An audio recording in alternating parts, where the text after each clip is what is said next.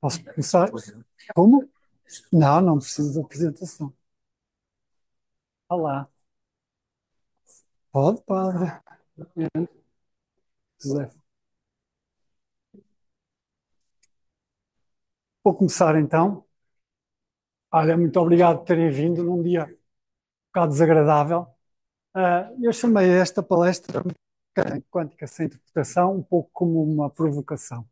A minha ideia é tentar mostrar-vos que a mecânica quântica não precisa de ser mais interpretada do que a física newtoniana ou a relatividade ou a eletrodinâmica clássica de Maxwell.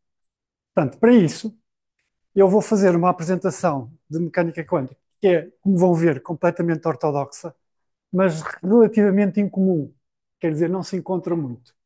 O livro que tem a abordagem mais próxima disto, e não é numa introdução, é no capítulo 7, é o livro do Gottfried. Portanto, eu vou tentar mostrar-vos.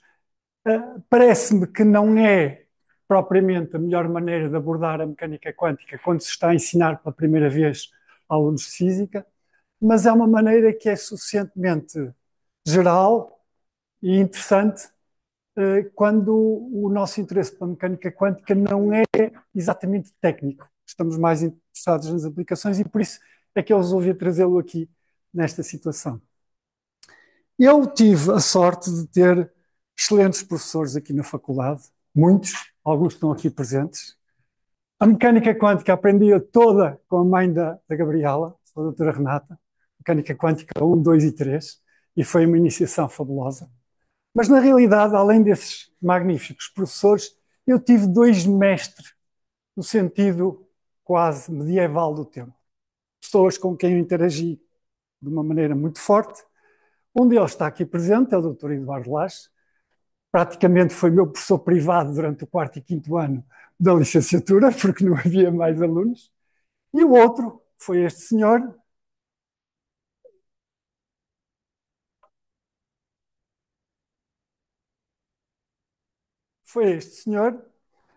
uh, cujas aulas me foram apresentadas pelo Dr. João Bess e que me acompanhou durante todo o meu percurso, sobretudo de bacharelato.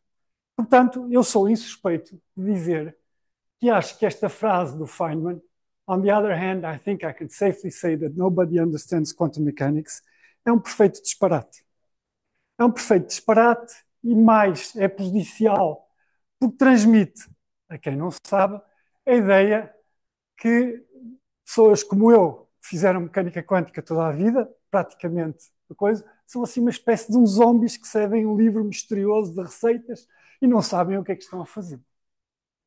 Mas, claro, quem sou eu para contradizer o Feynman, pelo qual, volto a dizer, a minha admiração é sem limites.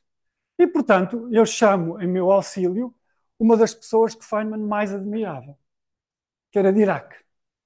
Esta conversa foi gravada, não, foi escutada por um colega físico que achou tão invulgar que a registou. Portanto, isto é um encontro do Feynman com Dirac em Varsóvia, numa conferência em 62. I am Feynman, I am Dirac. It must be wonderful to be the discoverer of that equation.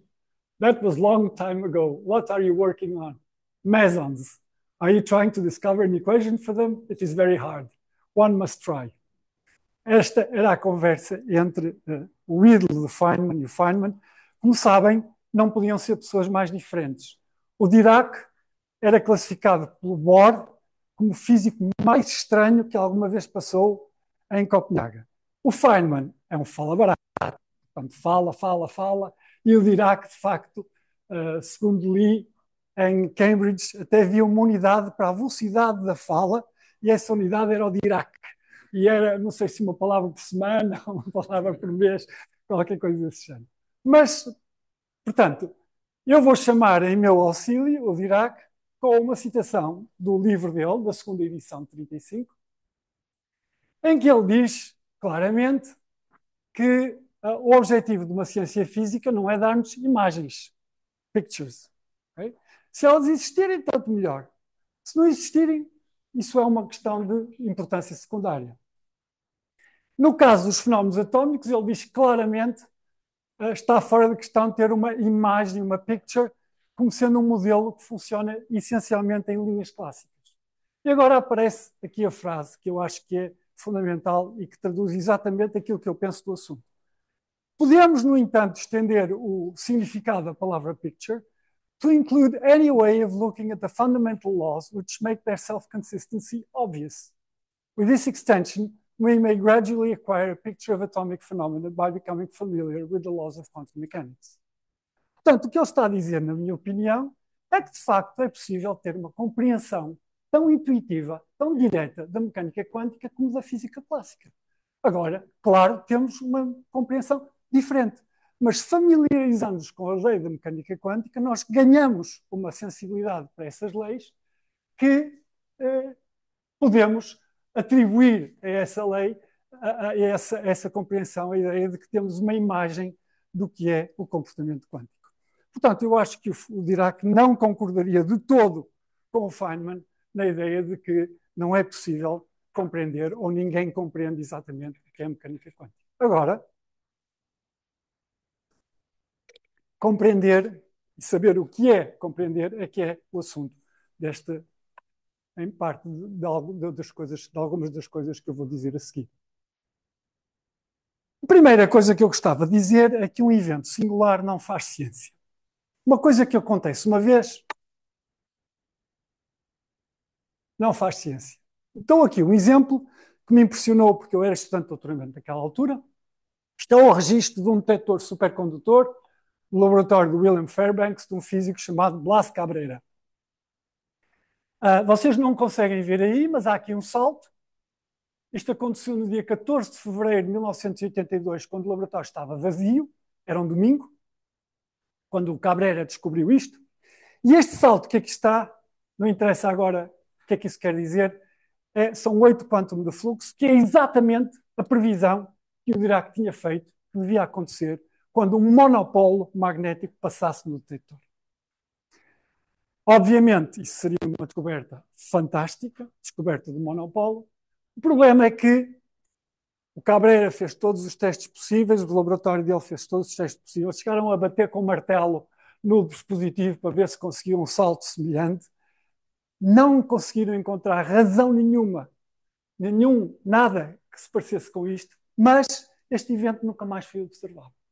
Passaram-se anos, fizeram-se novos detectores, muito mais sensíveis, e nunca ninguém viu aquilo outra vez. E, portanto, tanto quanto sabemos, nunca foram detectados monopolos. Essa é a questão que eu quero levantar convosco. Portanto, Cabrera escreveu um artigo sobre isto, em que apresentou esta descoberta, mas não ganhou o prémio Nobel pela descoberta de monopolo, porque podemos dizer que se existir, só um passou, já não volta. Não, não há monopólios. Portanto, um evento singular não faz ciência. E, portanto, seja em física clássica, seja em física quântica, nós, se dissermos que somos capazes de prever com exatidão um resultado, temos que o repetir. Não há outra hipótese. Se o João Nuno chegar ao pé de mim e disser assim, eu consigo adivinhar exatamente a carta que tu vais tirar do baralho. Se eu tirar um rei de copas e ele disser, ou melhor, se eu tirar uma carta e ele disser rei de copas e estiver certo, eu vou querer imediatamente ver se ele consegue fazer isso 2, 3, 4, 5 vezes. Uma vez não me convence. Ok. Portanto, nós, em física, normalmente temos um modelo para medição e esse modelo é o modelo de experiência repetida. E isto vem da maneira como nós fazemos realmente experiências, normalmente é com feixes. E as pessoas às vezes confundem-se, porque imaginam que eu tenho aqui um feixe de luz, um feixe contínuo. Não.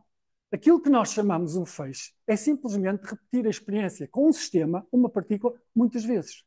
Porque, tipicamente, nas condições habituais, o tempo que o objeto que nós estamos a medir demora desde que é criado até que é detectado é muito mais curto que o tempo entre duas detecções sucessivas.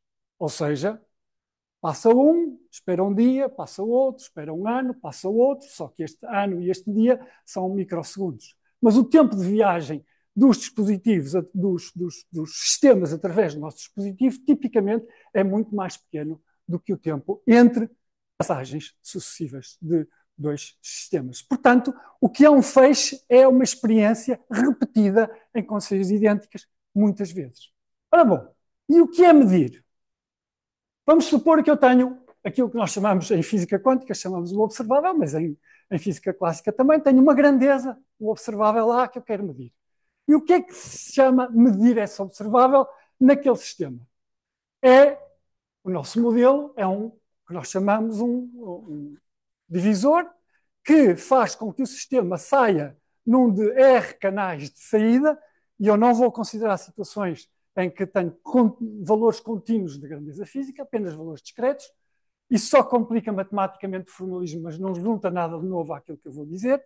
Portanto, eu tenho um canal de entrada para os meus sistemas que eu mando repetidamente e canais de saída distintos conforme o valor da grandeza que eu estou a medir. E isto é que é medir.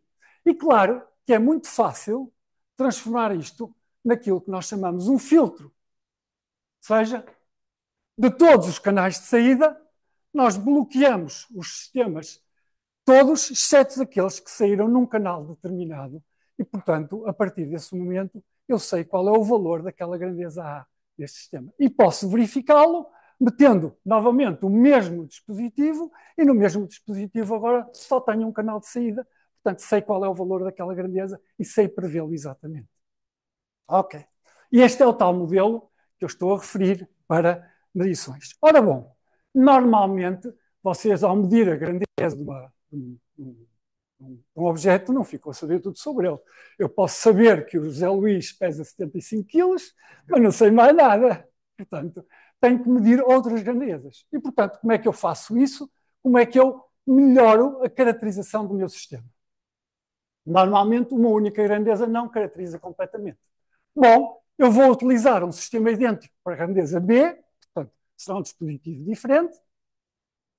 Determinei o valor da grandeza AI, agora meço B, tenho vários valores possíveis, porque eu não tinha preparado para ter um valor de B fixo, mas seleciono um canal de saída, mas é preciso que eu não perca a informação que eu tinha sobre a grandeza AI. Porque, de outra maneira, já não caracterizei mais o sistema, caracterizei o sistema de maneira diferente, mas não aumentei a caracterização do sistema. E nós, e eu estou a dizer em mecânica quântica, mas como vocês vão ver, isto é válido para a física clássica, chamamos a grandeza B compatível com a grandeza A. Compatível quando? Qualquer que seja o canal de saída que eu tenha aqui, qualquer que seja o canal que eu tenha filtrado aqui, depois, se eu for medir A novamente, só tenho o canal de entrada que eu deixei passar. Ou seja, neste momento, o meu sistema tem duas grandezas caracterizadas por valores fixos e determinados. O valor de AI e o valor de BJ. Bem, e eu posso verificar isto, como verifiquei aqui com o A, posso verificar agora com o B, e, portanto, aumentei a caracterização do sistema e agora caracterizei-o por duas variáveis.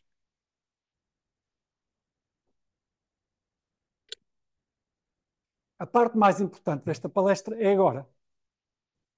É agora como? Como é que pode acabar este processo? Reparem que eu agora já tenho um filtro AB. Já tenho um filtro, é este aqui, este filtro. Tenho um canal de entrada e tenho um único canal de saída em que sei os valores da grandeza A e o valor da grandeza B. E agora posso continuar. Encontro uma variável compatível com A e B, coloco o filtro, filtro um dos valores e agora sei o valor de A, de B e de C, e assim sucessivamente. E a pergunta que eu faço imediatamente é: isto acaba? Se isto não acaba, significa que eu tenho um número infinito de variáveis que tenho que ter para caracterizar completamente a situação, a condição física daquele sistema. Isso não seria impossível, mas não é isso que se verifica. O que se verifica é que o processo acaba. E acaba como? Na minha opinião, e vocês vão dizer se eu tenho razão ou não, só há duas maneiras de acabar. A primeira, portanto, aqui está o filtro composto, AB. A primeira maneira de acabar é a seguinte. Eu adiantei-me aos slides. Primeiro, a maneira de acabar é a seguinte. Após fixar A1 a AN, um conjunto finito de variáveis físicas, qualquer outro filtro X só tem um canal ocupado. Esta é uma maneira de acabar. Isso significa que esta variável que aqui está, esta grandeza física, é função das anteriores. Dado o valor das anteriores, eu sei o valor da minha grandeza X. Okay? Portanto, será este o canal de saída, se eu tiver filtrado aqui este canal de saída deste conjunto de variáveis, e será um outro valor de X se eu tiver selecionado em princípio o outro. Seja como for, este conjunto A1AN é um conjunto completo de observáveis compatíveis. Esta foi uma das noções mais importantes que a doutora Renata me ensinou quando me apresentou mecânica quântica. Portanto, porquê? Porque se eu definir aqueles valores daquelas grandezas, qualquer outra grandeza passa a ter um valor perfeitamente definido. Esta que eu digo é a situação da física clássica. Um exemplo é quando estas variáveis são a posição e o momento de uma partícula clássica, que são grandezas observáveis, e todas as observáveis são funções de R e de P. Portanto, são compatíveis com R e P. E por isso nós dizemos que o estado de uma partícula em física clássica é caracterizada por um ponto do espaço de fase e qualquer grandeza que vocês queiram calcular, uma energia potencial, uma energia cinética, uma energia total, seja o que for, é função do valor de X e do valor de P daquela grandeza e, portanto, neste contexto, eu estou a utilizar uma terminologia que é usada normalmente para mecânica quântica, mas esta é a situação da física clássica.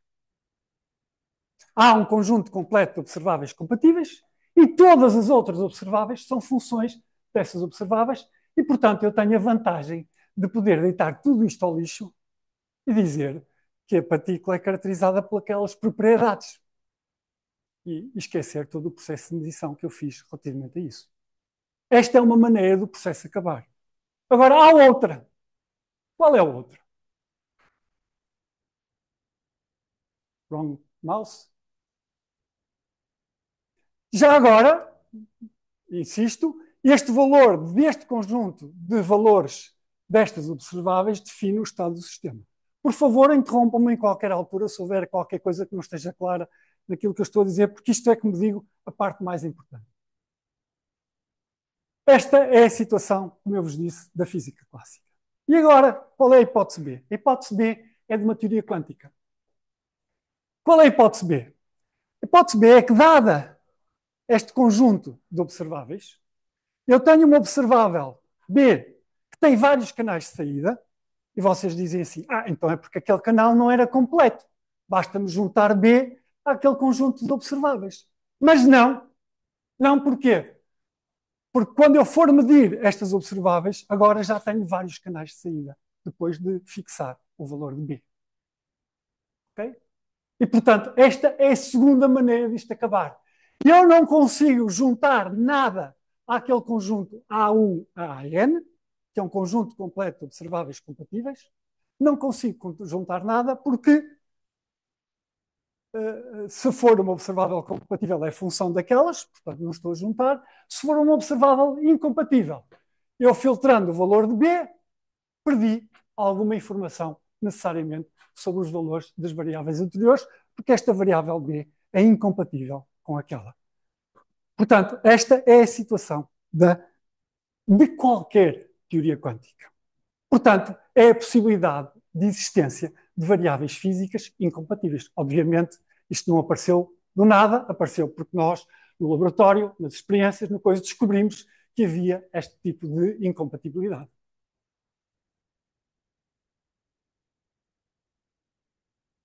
Portanto, nós temos lá aqui duas condições, duas características das teorias quânticas que, segundo esta maneira de pensar, não têm nada a ver com nenhuma posição filosófica prévia. É simplesmente se verifica a hipótese A ou se verifica a hipótese B, a qual nós chegamos simplesmente por pensar nas possibilidades que temos a partir deste processo de filtragem e medição. Então, qual é a primeira das características das teorias quânticas? É que, Se há um conjunto completo de observáveis compatíveis e se há observáveis que são incompatíveis com estas, eu posso, começando, por exemplo, com B1, construir um conjunto de observáveis compatíveis com B. E tenho, então, dois conjuntos completos de observáveis que são compatíveis entre elas, mas que são mutuamente incompatíveis. E, de acordo com o que ele disse, são completos. Completos significa o quê? É impossível especificar mais o estado do sistema do que dizer os valores de cada uma destas grandezas. Já não consigo. Isto é especificação completa, não posso juntar nada sem perder esta informação que aqui está. Mas tenho uma outra especificação completamente distinta da anterior, que também é completa. E isto é o que se chama complementaridade. Pode não parecer, de acordo, quem ler as coisas de Bohr pode não parecer, mas é exatamente isto que é complementar. A possibilidade de termos duas descrições completas, totais, do estado do sistema que são incompatíveis uma com a outra. Isso tem logo, imediatamente, uma outra consequência, mesmo antes de chegarmos ao formalismo. Qual é essa outra consequência? É que, imediatamente, nós podemos perguntar o seguinte: vamos supor que eu tenho dois sistemas filtrados por um conjunto completo de observáveis compatíveis, no mesmo canal, e estão no mesmo estado quântico. Portanto, aquele filtro de A, eu tenho dois sistemas, agora, ambos naquele estado. E agora vou medir, por exemplo, a grandeza B1. É essa a situação que eu estou aqui a representar. Conjunto completo de observáveis compatíveis, um único canal de saída, mas eu agora lembrem-se, o feixe era um conjunto de sistemas, de experiências que eu estava a repetir. E agora reparem, o B tem mais do que o canal de saída ocupado. Portanto, eu posso ter aqui um estado A e ter como resultado da medição de B este valor ou este valor. E, portanto, vocês dizem assim, afinal, aquilo não é um estado com especificação completa, porque eu podia dizer qual era o valor de B. Não posso. Se eu sei qual é o valor de B, eu já não sei quais são os valores de A. Isto era um conjunto completo de observáveis compatíveis. Isto é uma especificação completa. Nada distingue este sistema deste sistema. E, no entanto, o primeiro vai para ali, por exemplo, e o segundo vai para aqui. O que é que explica este resultado? O que é que isto mostra? É que o resultado da medição em A é aleatório. Não pode ser outra coisa. Porque os dois sistemas que eu medi estavam exatamente no mesmo estado, com a mesma caracterização completa, e o resultado da medição de B foram duas coisas distintas. E, portanto, a única possibilidade disso acontecer é que, quando eu meço B, há uma probabilidade de, neste estado quântico, eu ter o valor BI, e há uma outra probabilidade de ter o valor BJ. E não há outra maneira de distinguir. Não posso juntar nada à especificação de A, porque, por construção, eu fiz uma especificação total e completa do estado. Portanto, temos imediatamente a segunda característica de qualquer teoria quântica, a aleatoriedade, as probabilidades. Tem que surgir aqui. A partir do momento em que eu tenho variáveis incompatíveis, tenho que ter um regime não determinista no resultado das medições, e isso tem a ver com o resultado. Claro que há uma questão por responder. E aqui eu vou ter que fazer um bocadinho de matemática. Acho que isto não sei se é matemática, se não, vocês dirão, mas vou ter que fazer um bocadinho de matemática para responder a esta pergunta. Qual é a probabilidade de eu observar o valor BI, dado que o sistema está no estado A? Essa é a pergunta que me falta responder para ter uma teoria completa. Eu tenho que ter esta caracterização do coisa. O que é que acontece quando eu tenho um estado que é uma especificação de um conjunto completo de observáveis compatíveis? Já agora ficam a saber o que é um estado quântico. Um estado quântico é um estado caracterizado pelos valores das observáveis de um conjunto completo de observáveis compatíveis, qualquer estado quântico, seja o A, seja o B, mas eu agora tenho que saber qual é a probabilidade de observar o valor B quando o estado do sistema é no estado A. E eu vou fazer aquilo que se faz, isto sim, faz-se em todos os livros de mecânica quântica, que é considerar o sistema mais simples, em que tenho dois estados de base apenas. Dois estados. Ou seja, o conjunto completo de observáveis compatíveis dá-me apenas dois canais de saída. Portanto, dois valores. Quais são os valores? É completamente indiferente. Se o valor é 1, é 0, se é 1 meio, se é menos 1 meio, se é completamente indiferente. Isso depois a gente mete à mão para dar jeito e para ter relações claras com a física clássica. Mas aqui está um sistema muito simples, caracterizado por estes dois estados. O que eu tenho aqui é o que chamam um cubo polarizador. Eu acho que tenho uma fotografia de um cubo mais à frente.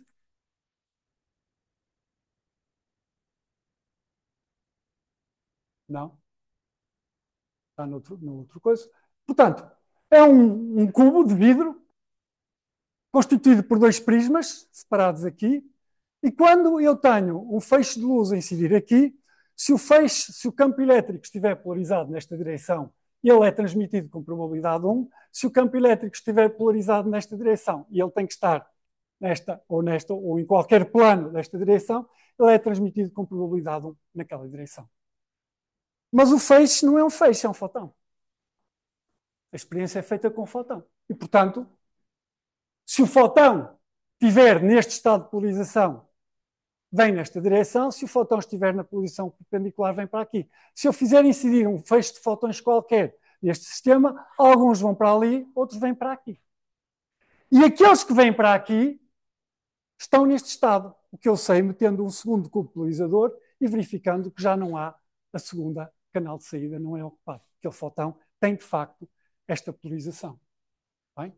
Claro que um exemplo, então, de um conjunto completo de observáveis compatíveis, eu chamei XY, e tem estes dois estados, que são os dois canais de saída. Este que aqui está pode ser, por exemplo, este perpendicular, e este que aqui está pode ser este paralelo. Mas claro que eu posso pegar neste cubo polarizador e rodá-lo. Simplesmente rodá-lo ao longo do eixo correspondente à direção de incidência do feixe. E então tenho um segundo conjunto de observáveis compatíveis, um segundo conjunto completo de observáveis compatíveis, que são a polarização a 45 graus e a coisa. Portanto, eu tenho o meu prisma, está aqui, este é o eixo X, este é o eixo dos Y, os fotões são separados de acordo com a polarização nesta direção ou nesta direção, mas agora rodo e são separados de acordo com a polarização nesta direção ou nesta direção, e tenho um segundo. E esta escolha destas duas bases é feita pura e simplesmente por rotação dos cubos polarizadores.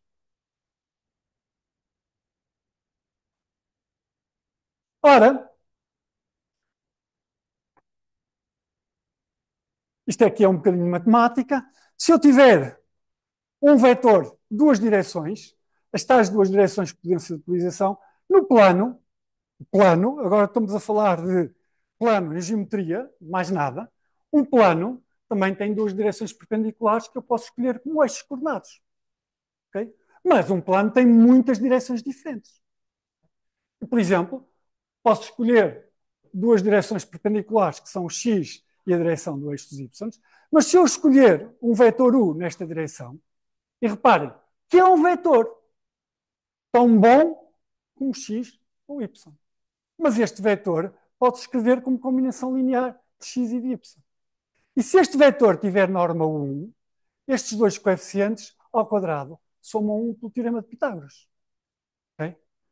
Quer dizer, é quase irresistível pensar que eu posso utilizar esta estrutura para os estados dos meus fotões. Como?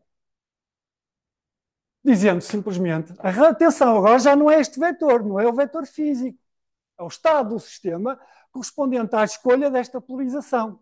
Este vetor é uma combinação linear da A e B destes dois vetores, e este, que também é um vetor, é uma combinação linear dos mesmos dois vetores, e o módulo ao quadrado dá ao quadrado, e o módulo de B ao quadrado somam 1 se os vetores tiverem norma 1, exatamente como os vetores no plano. Portanto, a única, e digo agora, a única razão porque o espaço de estados de um sistema de dois estados não é igual ao plano é porque aqueles coeficientes podem ser complexos. Okay? Essa é a única razão. Porque de resto é exatamente esta a estrutura. E esta estrutura é a estrutura geral de qualquer teoria quântica. Aquele A2 é a probabilidade de um fotão filtrado neste estado, submetido a um filtro XY, aparecer no canal correspondente a este estado. E o módulo B ao quadrado é a probabilidade de um fotão filtrado neste estado ser encontrado neste. E volto a chamar a atenção nada de especial existe nestes dois estados, porque o U e o V são também dois estados como próprios de uma base completa, conjunto completo de observáveis compatíveis. Diga. Sim?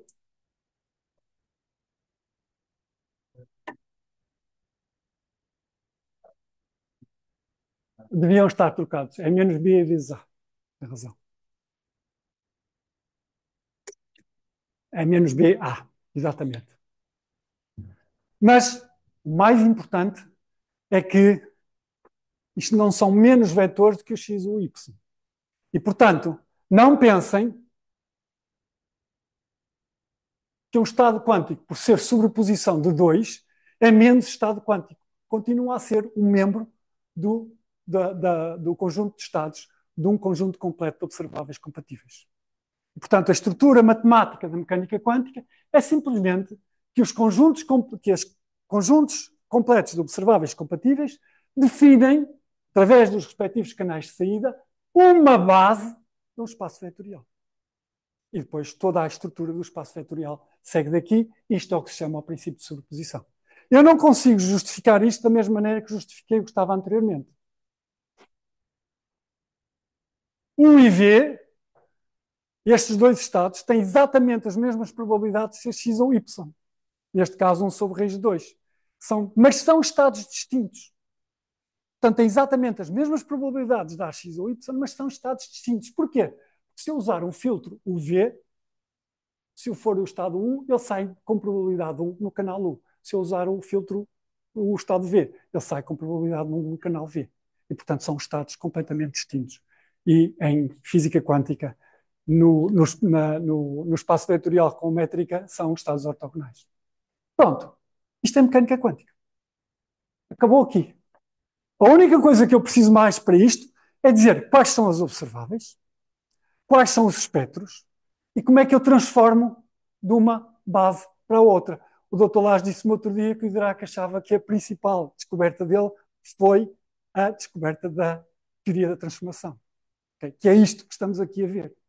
A primeira vez que a mecânica quântica aparece apresentada assim, depois vamos ver, é precisamente no livro de Dirac, tanto quanto eu sei. Mas o que é que eu preciso fazer para ter agora uma... E a outra coisa que eu gostava de dizer é que isto, a mecânica quântica, ao contrário do que muitas pessoas pensam, não é uma teoria física. A mecânica quântica é um modelo, uma template para uma teoria física. Eu ainda não tenho teoria física aqui. Preciso dizer quais são os observáveis, o que me define qual é o espaço de estados, quais são a base, quais são os estados que eu posso fazer, qual é a relação entre os diferentes observáveis e como é que isso se relaciona com as experiências que eu faço no laboratório.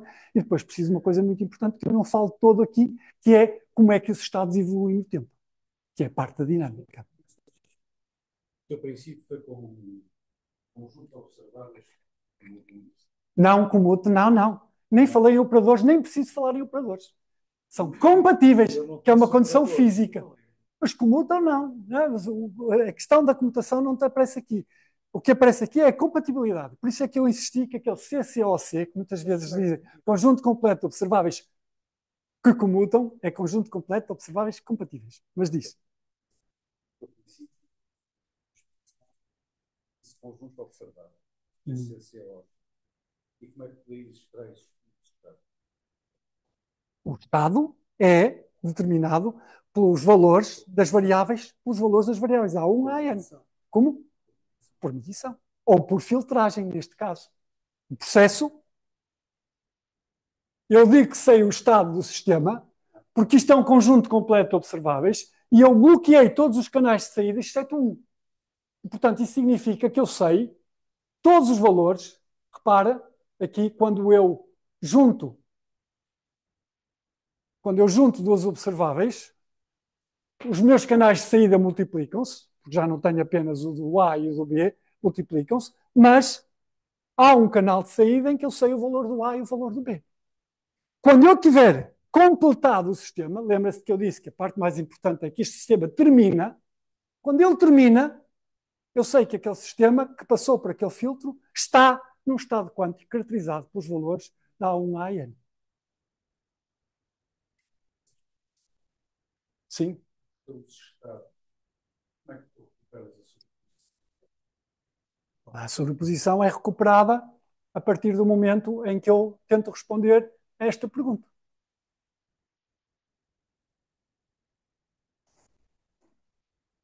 Não é aqui, é mais à frente. É esta que se pergunta.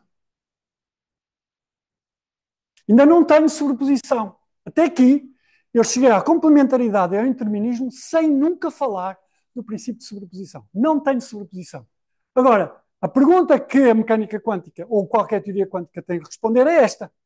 Eu agora tenho observáveis, conjuntos diferentes de observáveis compatíveis, diferentes, e eu tenho que saber responder, ok, este é o estado do meu sistema, prefiro passar num filtro deste conjunto de observáveis e agora vou medir o observável B. Vou ter vários canais de saída. Como é que é possível ter vários canais de saída se eu fixei o estado mais completamente que eu podia? É porque tenho uma probabilidade de ter o valor de B dado os valores de A. E para responder a essa pergunta é que eu introduzo o princípio de sobreposição. Digo que estes estados são uma base do espaço vetorial. Estes espaços, isto agora falando para matemáticos, são uma base do mesmo espaço vetorial e existe uma relação que é dada pelo princípio de sobreposição, porque são vetores de todo o mesmo estado. Portanto, sendo vetores todos do mesmo estados, então estes vetores são sempre expressíveis numa qualquer base. E uma qualquer base define um conjunto completo de observáveis compatíveis. Pronto. Deixa-me só, antes de responder a coisa, deixa-me mostrar uma coisa. Este sistema, a polarização do fóton, só tem dois estados possíveis. Os filtros que tenho só têm dois estados possíveis. Mas estes estados, a partir do momento em que eu introduzo a noção do espaço de Hilbert, são uma base de um espaço vetorial. E estes estados, correspondentes a um filtro em que este polarizador é rodado, são estados que são do mesmo espaço vetorial e, portanto, podem se escrever como combinações lineares dos anteriores. E, sendo os estados normalizados, a soma dos quadrados é igual a 1 e eu interpreto o quadrado disso como uma probabilidade. Força.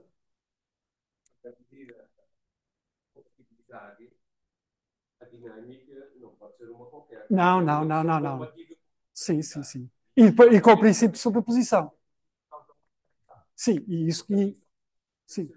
Não, eu não disse nada sobre a evolução temporal. Não quer dizer que eu possa fazer qualquer tipo de evolução temporal a partir deste framework.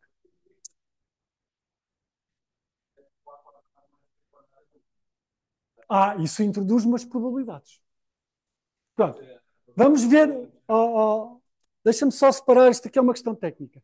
Há duas coisas que eu consegui chegar sem invocar o espaço de estados, que foi o conceito de complementaridade e o conceito de indeterminismo. Para seguir em frente, e já agora faço esta observação. Quem quiser pode ir ler o capítulo 7 do Gottfried, que tem a construção abstrata de uma álgebra de símbolos que correspondem a estas medições. São exatamente estes filtros. E a certa altura, ele tem que introduzir uma hipótese de que determinado conjunto de símbolos tem uma relação linear. E aí está a meter o princípio de sobreposição. Mas eu não encontrei nenhuma maneira tão convincente como da primeira parte para vos dizer que agora preciso do princípio de sobreposição. Isto foi o que foi encontrado em qualquer teoria quântica. Diz.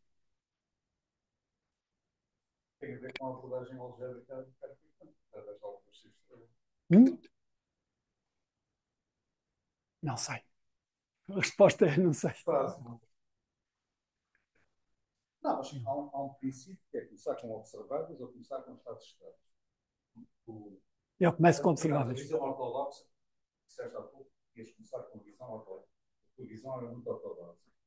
A visão, para mim, ortodoxa também. Portanto, começo com o espaço de Hilbert, defino para os autores juntos. Não, são duas coisas diferentes. São duas coisas diferentes. Eu posso. E retiras daí os espaços estados e a sobreposição. Mas depois de os introduzir, estou exatamente no mesmo ponto onde estava o Neumann. Essa é que é a questão. Eu posso introduzir a mecânica quântica de muitas maneiras diferentes. E até posso formulá-la de bastantes maneiras diferentes. Eu vou falar nisso a seguir. Mas a questão é que O que nós chamamos de mecânica quântica é isto que eu disse aqui. A maneira como lá chegas é tua. Podes postular, no princípio, o espaço de Hilbert. Eu escolhi não fazer disto, mas eu estou exatamente no mesmo ponto onde está o Von Neumann. Não interessa a maneira como eu apresento, não interessa a maneira como eu escolho os princípios. Porque numa teoria física tu não tens maneira unívoca de deduzir qualquer tipo de princípio. Portanto, o que importa é a maneira como tu motivas a construção. Mas no fim tens a tua teoria. E a minha teoria e a do Von Neumann são exatamente a mesma. Não há diferença nenhuma. Ok. Portanto, isto é mecânica quântica. E agora queria-vos dizer o seguinte. Eu fiz física quântica praticamente toda a minha carreira, exceto quando estava a fazer o estágio com o Dr. Lage, que era de tudo clássico. Depois daí, tudo o que eu fiz foi de mecânica quântica. Dei aulas de mecânica quântica, investiguei mecânica quântica, ensinei mecânica quântica, não fiz mais nada. Não há nenhum cálculo, nenhuma conta que eu alguma vez tenha feito que dispense tudo isto. Okay? E por isso é que eu, em termos de implicações, falo num mito da interpretação de Copenhague.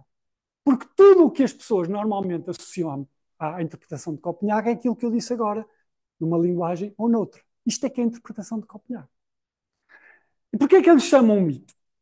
Porque, efetivamente, eu não posso retirar da mecânica quântica nada do que eu disse até agora e continuar a poder ter uma teoria física completa que me possa relacionar as contas que eu faço com as experiências que faço. Não posso tirar nada.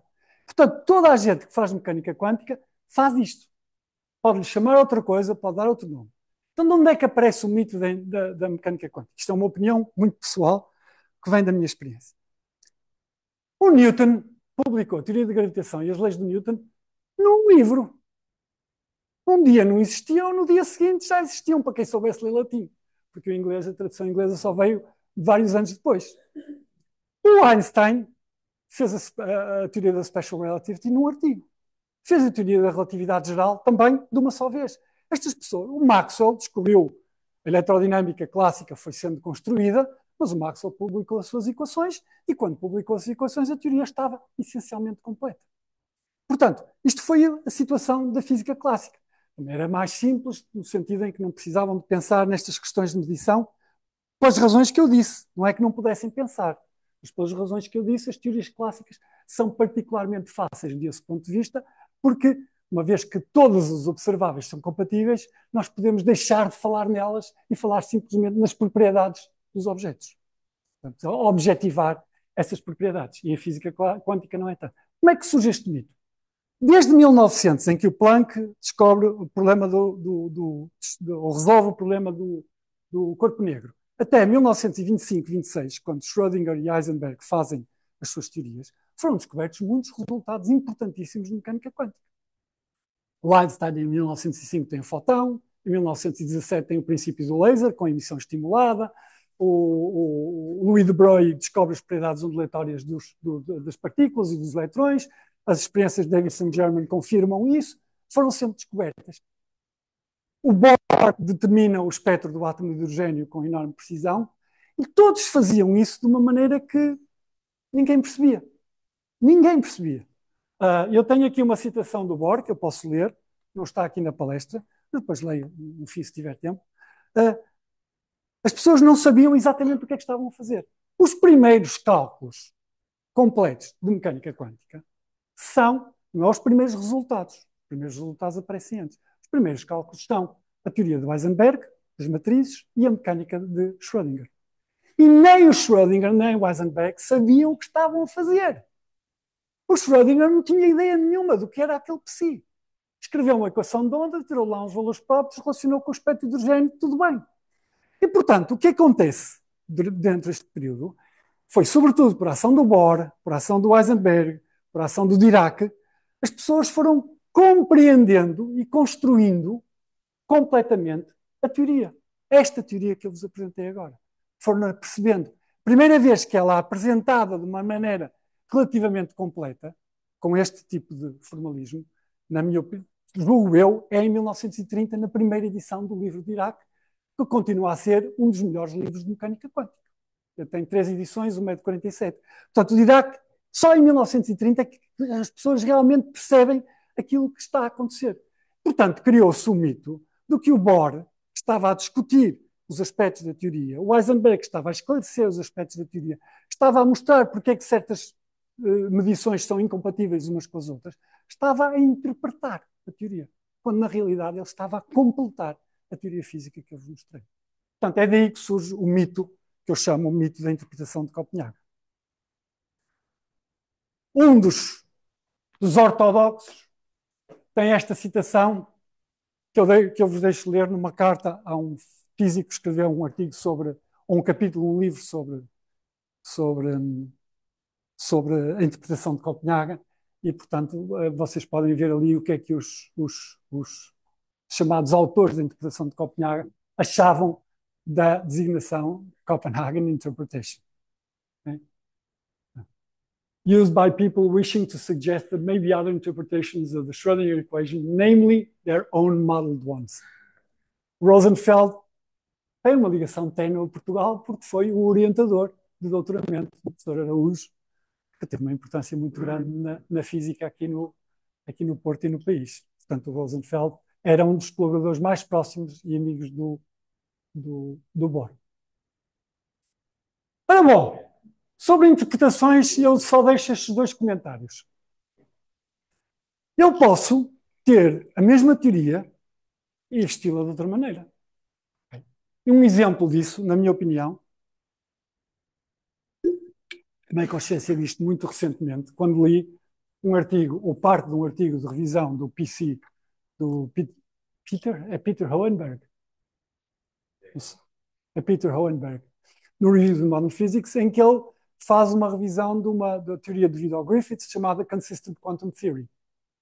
E reparem, it takes a realistic point of view, it deals with real intrinsic properties of physical systems. Não parece aquilo que eu disse até agora, porque eu falei nos resultados das observações. The essential feature of the theory, its quantum realism, posits multiple incompatible but coexisting layers of reality expressed in the theory's different frameworks. Portanto, o que é que faz esta consistent theories? Pega nas observáveis compatíveis, dos vários conjuntos de observáveis compatíveis, mutuamente incompatíveis, e transfere-os do processo de medição para uma realidade objetiva, que é, no entanto, completamente diferente daquela que nós conhecemos. É uma realidade agora que tem várias camadas e eu só consigo aceder a uma dessas camadas. Isto é a mesma teoria noutra roupagem. Se vocês gostarem mais desta linguagem, desta linguagem, mas não há diferença nenhuma naquilo que se prevê.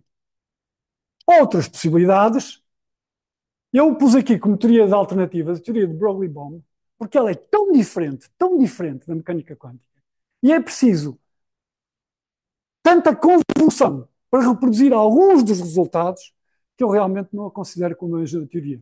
E não é, de maneira nenhuma, facilmente extensível. Se fosse uma reinterpretação da mecânica quântica, nós já teríamos teoria quântica de campo, já teríamos teoria nesta formação, e não temos. Não temos, de facto. É, teoria de Broglie-Bohm. Portanto, o que é que eu quero dizer com... E volto ao que disse há bocado. Isto que eu apresentei aqui não é uma teoria física, é um modelo para uma teoria física. E este modelo não mudou desde 1927, se quiserem, desde 1930, quando o Dirac o apresentou. Nem uma linha.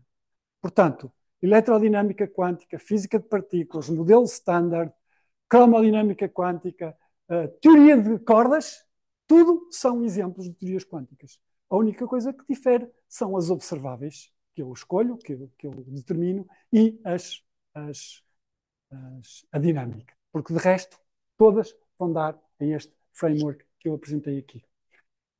Portanto, a teoria do colapso objetivo, um exemplo é do Penrose, não é uma teoria quântica. Porque ele postula a existência de dois processos de evolução de um sistema, que é o processo U, chamado unitário, e o processo R, que é o de redução.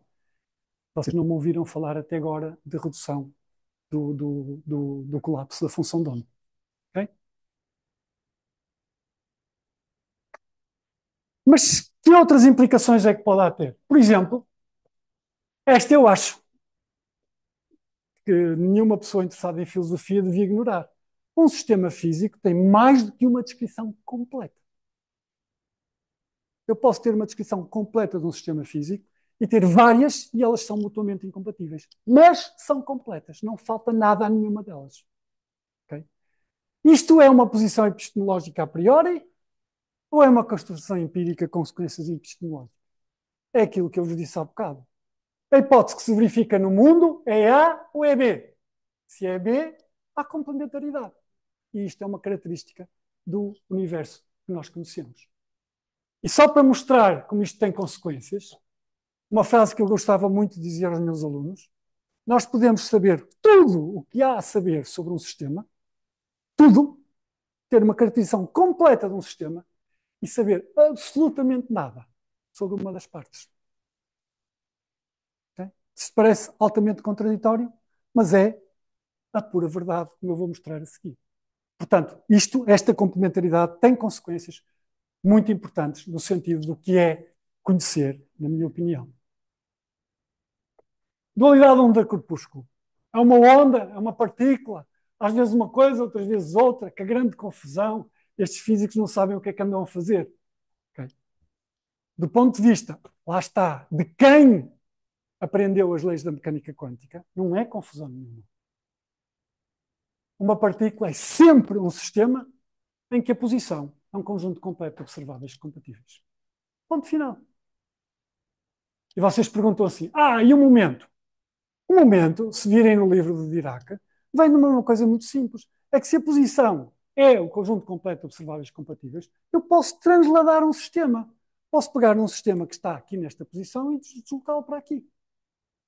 E se o sistema tiver simetria de translação, haverá estados que são invariantes nesta translação. E é assim que aparece o momento. São estados que não mudam quando eu faço uma translação. Portanto, um estado de momento terá que ser uma combinação linear de estados de posição, pela simples razão que isto é um conjunto completo de observáveis compatíveis.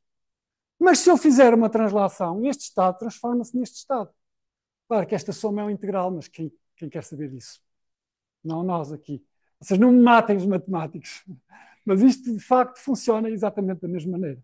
E, portanto, o que acontece é que quando eu somo aqui sobre R, posso mudar de variável e tenho aqui a função psi de R menos A somada sobre a variável R. E, portanto, quando eu falo num estado que é invariante numa translação, significa que esta função tem que ser exatamente a mesma que aquela, à parte um fator de fase, porque aquele fator de fase não afeta as probabilidades que eu referi há bocado. E, portanto, estes estados são os estados de momento. E, portanto, porque é que o momento é incompatível? Obviamente que é incompatível. Se eu tenho um estado que é invariante numa translação, a amplitude de encontrar a partícula neste ponto e neste ponto, a probabilidade tem que ser iguais, em qualquer ponto. Não podem variar. E, portanto, obviamente, se eu souber qual é o momento, tenho um estado invariante de translação, não sei qual é a posição, e se eu souber qual é a posição, não sei qual é o momento. Portanto, não há nenhuma confusão. A dualidade de um corpúsculo não passa disto, e isto é a base da mecânica ondulatória do Schrödinger. Finalmente, quanto tempo tenho? Vou considerar outra questão vexatória da mecânica quântica, que é a questão do entanglement. Imaginem um sistema com dois estados de base. Agora já sabemos o que é que isto quer dizer. Conjunto completo de observáveis compatíveis que tem apenas dois canais de saída. Pode-se chamar 0,1, pode-se chamar spin-up, spin-down, podem-se chamar A, B, podem-se chamar Ana e Pedro, podem-se chamar o que quiserem. Bem? São dois estados. E agora, vamos ver como é que em mecânica quântica eu faço um sistema que é composto de dois destes sistemas. Bem? Portanto, que é composto, tem dois sistemas. E então, a maneira mais simples é dizer assim: este é o sistema 1 e este é o sistema 2. Este sistema e este sistema são iguais. Portanto, têm conjuntos completos de observáveis compatíveis iguais. Portanto, agora, se eu tiver um sistema composto, a única coisa que eu tenho que dizer é que dizer qual é o valor da observável do sistema 1 e o valor da observável no sistema 2. E automaticamente tenho um espaço de estados de 4 estados. Okay? É só isto. É isto que nós chamamos um sistema composto. De 2 eletrões, ou 2 neutrões, ou 2 protões, ou 2 pessoas. Pessoas teriam que ser idênticas. Não funciona. Bem? Portanto, isto é o sistema composto. Claro que o princípio de sobreposição, de que o espaço de estados é o espaço de Hilbert, significa que existem estados que são combinações lineares destes quatro. Por exemplo, um deles é este. Uma combinação linear simples daqueles quatro estados. E mais, eu disse-vos há bocado que qualquer estado era um estado característico de um conjunto completo de observáveis compatíveis. Portanto, tem que ser parte de uma base. E eu escrevo aqui a base. A base, isto é fácil de mostrar, qualquer um de vocês pode mostrar que se isto é uma base do espaço vetorial, é uma base ortonormada, isto que aqui está, estes quatro estados também são. Bem? E estes estados são simplesmente, aqui está trocado, isto aqui devia ser um mais, peço desculpa. Okay? S mais, portanto, o S está de same, tem os mesmos valores e a sobreposição é mais, S com sinal menos, diferentes com sinal mais e diferentes com sinal menos.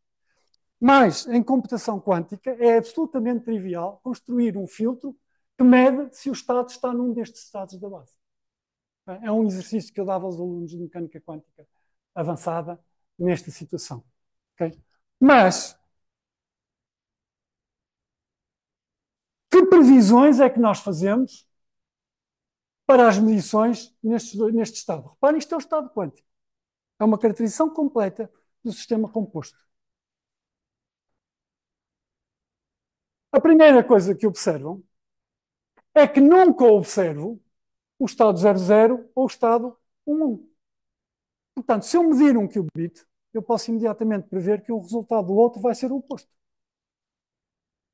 Bem? Mas, se eu medir o primeiro qubit, eu tenho uma probabilidade que é a raiz quadrada disto, que é isto ao quadrado de ser 0, e isto ao quadrado, menos 1 sobre raiz de 2 ao quadrado, de ser 1. Portanto, tem equiprobabilidade dos dois resultados. Não é possível ter menos informação que isso sobre o resultado de um qubit. Probabilidade ao meio de ser 0, probabilidade ao meio de ser 1. Okay? Mas, D- é um estado puro. É uma especificação completa do estado quântico. E eu tenho informação nula sobre o estado de cada um dos dois qubits. Ok? Diz-se que os dois qubits estão entrelaçados. Não é possível entrelaçá-los à distância, devo já dizer, mas é possível entrelaçá-los localmente e depois afastá-los, mantendo exatamente o estado em questão. Portanto, é possível e fácil, e é feito no laboratório com grande frequência, ter dois fotões que estão exatamente naquele estado de menos. Posso? Já a seguir. Ah. Olha, há uma fonte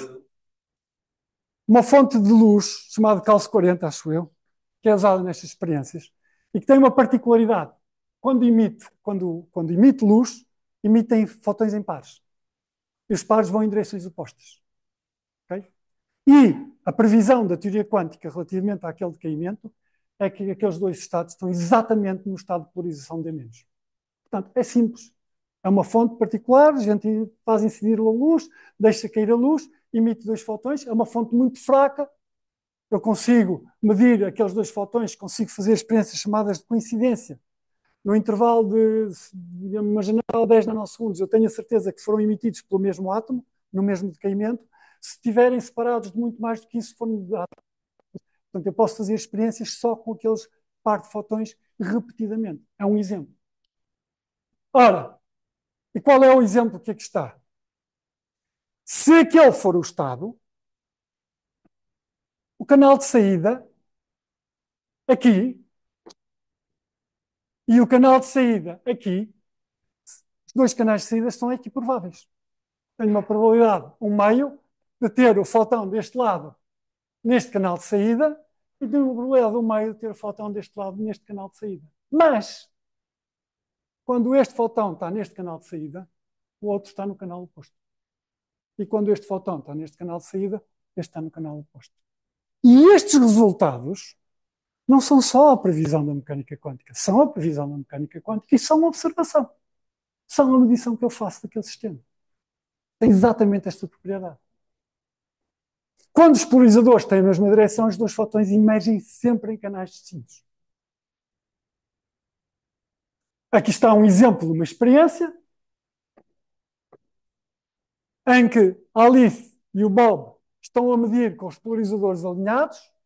A Alice pode estar aqui na Terra, o Bob pode estar numa galáxia far, far away, não interessa. Fazem a medição, têm aqui o que aparentemente é um número aleatório, completo, 0, 1, 1, 0. Quando se juntam e comparam, veem que a lista é exatamente oposta. Sempre que um mediu 1, o outro mediu 0. Sempre que um mediu 0, o outro mediu 1. E isto, mais uma vez, é observado.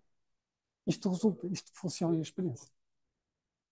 Claro, em certas condições. Eu estou a simplificar as coisas para dizer que eu posso fazer esta experiência e posso fazê-la com distâncias relativamente grandes.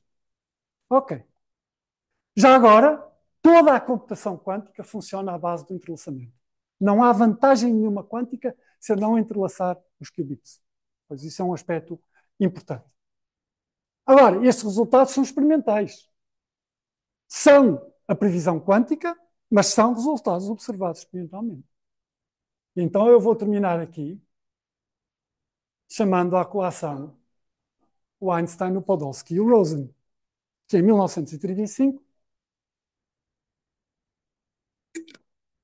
isto é quase um aviso para os filósofos, in a complete theory, there is an element corresponding to each element of reality. Isto é exatamente o abstract. A sufficient condition for the reality of physical quantity is the possibility of predicting with certainty without disturbing the system. Portanto, se eu tenho a possibilidade de prever com probabilidade 1 o resultado de uma grandeza física, então existe um elemento de realidade que é essa grandeza física, se eu puder prevê-lo sem qualquer perturbação física do meu sistema.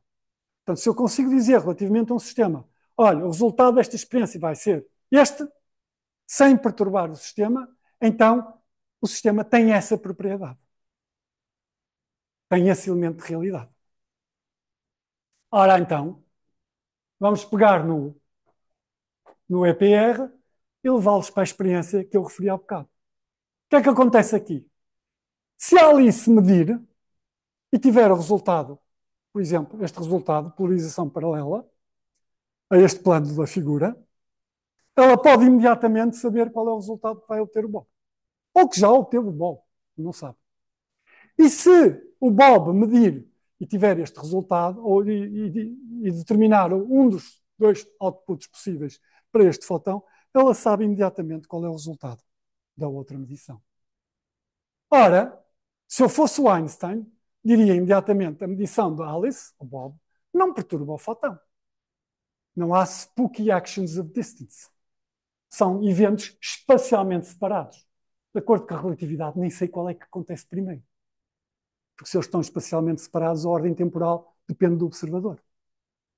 E, portanto, se não há spooky actions of distance, então o EPR conclui o estado do fotão em qualquer direção de polarização, isto é válido qualquer que seja a direção de polarização dos fotões, desde que seja a mesma,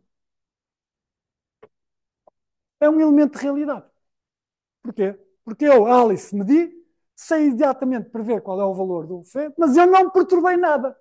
Portanto, antes de eu medir, esse valor também já existia. E a mesma coisa acontece com o Bob. Ainda que eu não conheça. Antes de uma medição ocorrer, eu não o conheço de facto. E agora entrou o John Bell, que era uma pessoa que gostava das objeções do Einstein à mecânica quântica, que não gostava da mecânica quântica. E, na minha opinião, dá a machadada final nos argumentos da PR. O teorema não é formulado exatamente desta maneira, mas eu vou simplificá-lo e dizê-lo desta maneira. Se os valores de polarização, se fizerem 0, 1, ou para cima e horizontal, vertical ou horizontal, existirem antes da medição para qualquer direção de análise, os resultados por orientações diferentes dos analisadores têm que verificar certas desigualdades. Portanto, o que ele prova é muito simples. Se o EPR tem razão, a polarização de um fotão que vai para a Alice existe em qualquer direção, embora seja desconhecida, antes dela a medir. E a mesma coisa acontece para o fotão do Bob. porque ela utilizou o argumento do EPR e diz: eu meço e sou capaz de prever, então o elemento existe. Ora, o que o teorema de Bell mostra é que se os elementos existirem, se estes valores de realidade existirem, os resultados para orientações diferentes dos analisadores têm que verificar certas desigualdades, são chamadas desigualdades de Bell. E qual é a surpresa? As desigualdades são violadas fortemente pelas previsões da mecânica quântica. E são violadas fortemente os resultados da experiência do Alan Aspect. Portanto, apesar do argumento de APR, os valores das polarizações em qualquer direção não existem antes da medição. Isto independentemente do estado da mecânica quântica ser verdadeira ou não. Isto é simplesmente o resultado de uma experiência e a aplicação do argumento da EPR a essa experiência. Portanto, isto é mais ou menos o... Se me derem 5 minutos, eu mostro aqui um artigo muito interessante, cuja leitura eu recomendo. Podem não concordar com ele, se calhar não concordam, que é escrito por uma física que se notabilizou por seus estudos de problemas de feminismo, chamada Evelyn Fox Keller. É física, ela, também filósofa e historiadora, e escreveu um artigo em 67 ou 68 em que se chama Repressão Cognitiva na Física Contemporânea. Repressão cognitiva na repressão. Cognitive repression. O que é que ela diz? Ela basicamente baseia-se na teoria de Piaget. Está ali escrito. Ela baseia-se na teoria de Piaget para dizer o seguinte: quando uma criança que está a adquirir novos conhecimentos e tem novas experiências e precisa de integrar essas experiências, ela tem que construir um novo paradigma cognitivo. Quando esse paradigma conflitua com conceituações que ela tem anteriormente, ela faz a repressão cognitiva de certos elementos do novo paradigma. Reprime. Portanto, é isso que explica, por exemplo, a dificuldade em ensinar a física newtoniana. Porque, de facto, nós fazemos uma repressão cognitiva, até já foi demonstrado que alunos interrogados sobre uma demonstração a que assistiram durante uma aula de física respondem que viram aquilo que não viram, precisamente por causa dessa repressão cognitiva. Então, o que é que ela diz? Diz que a física, o paradigma da ciência moderna, tem estas duas características. Primeiro, o real é objetivo. Existe um mundo, não tem nada a ver connosco, nem com observadores, nem com nada disso, completamente está lá, existe e tem as suas características. E, ao mesmo tempo, esse mundo é conhecível. Conhecível, não sei se é uma palavra portuguesa, mas acessível ao conhecimento. Knowability. E estes dois paradigmas são os paradigmas da ciência moderna. E estes paradigmas entram claramente em conflito com a exposição que eu fiz da mecânica quântica. E então, os físicos tentam, de todas as maneiras possíveis, de recuperar este paradigma e reprimem certos aspectos da conceção quântica. O exemplo que ela dá, que eu acho muito interessante, tal como uma criança apanhada entre paradigmas cognitivos, o engenho que os físicos mostraram é muito impressionante. Por exemplo, um número de físicos expressaram entusiasmo por uma resolução chamada Many Worlds Interpretation of Quantum Mechanics, in which the universe is seen as continuous splitting into a multitude of mutually unobservable but equally real worlds. In each world, measurement yields a definite result. Schrödinger's cat is unequivocally alive in some, dead in others. All that remains equivocal is in which world we find ourselves. This interpretation demonstrates remarkable ingenuity in that it managed to retain both the confidence in the object reality of the system and its literal correspondence with the theory. Of course, a price has been paid, namely the price of seriousness. E pronto, eu tinha aqui mais uma parte, se houver tempo, em que eu vos demonstro as desigualdades de Bell, mas já dou por terminada a palestra neste momento, a não ser que vocês queiram que eu continue.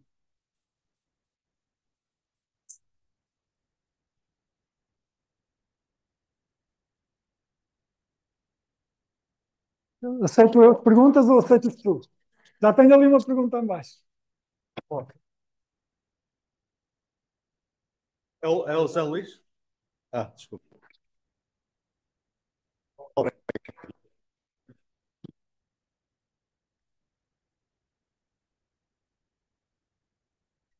Aquilo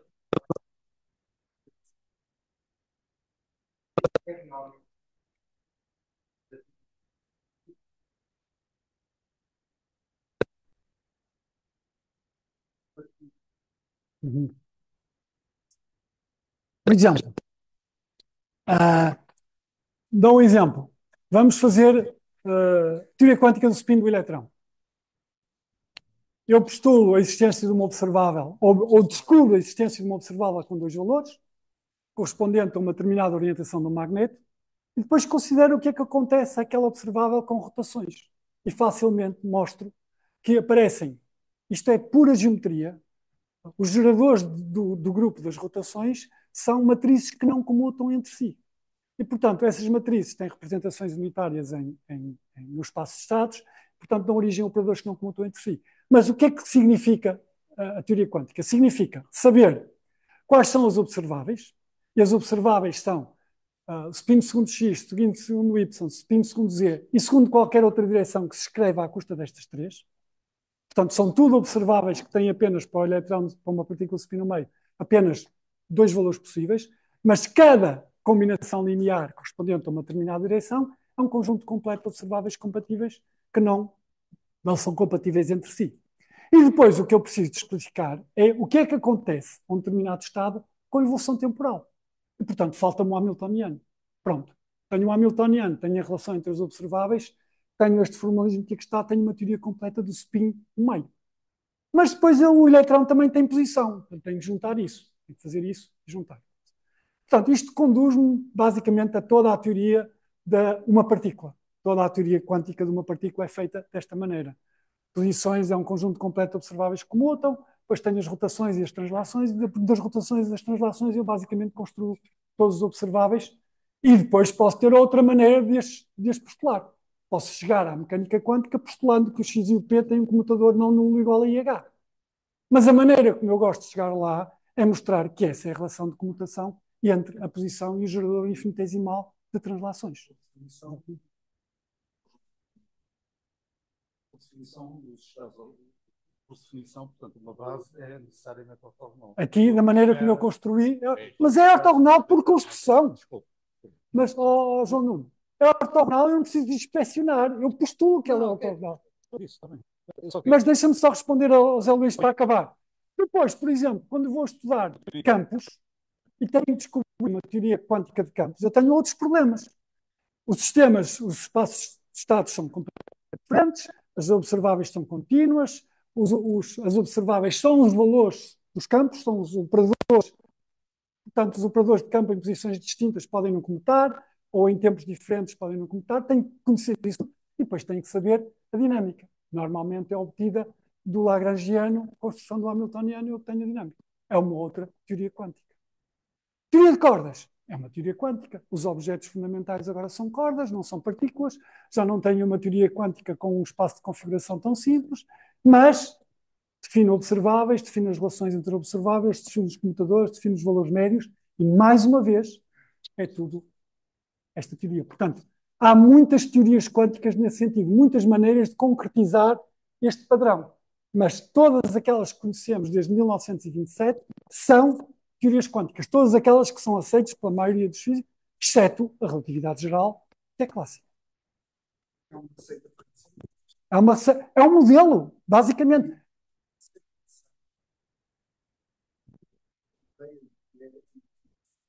Não. A teoria física deve dar-nos como direi, uma explicação, pelo menos da experiência humana. E dá. Essa explicação é feita em termos de conceito de observáveis compatíveis e em termos do conceito de...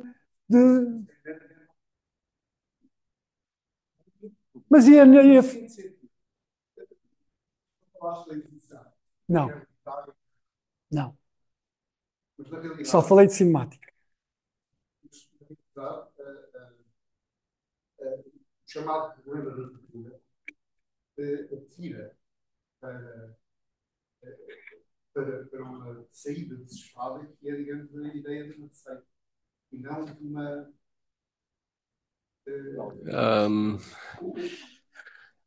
Zé Luís, isto é obviamente. Não, aparentemente. Sim. Podes continuar. Não, Eu vou só mostrar. a ideia de que a receita funciona perfeitamente bem, sem o problema da medida, a hipótese de redução de níveis, aquilo que considerar uma ideia não credível, não sei, a interpretação dela. O que é que muda? Porque é que é assim tão não credível? Não credível é.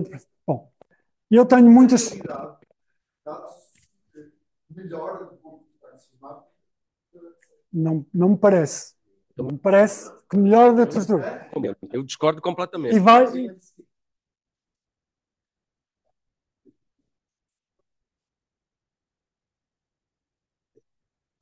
Nossa.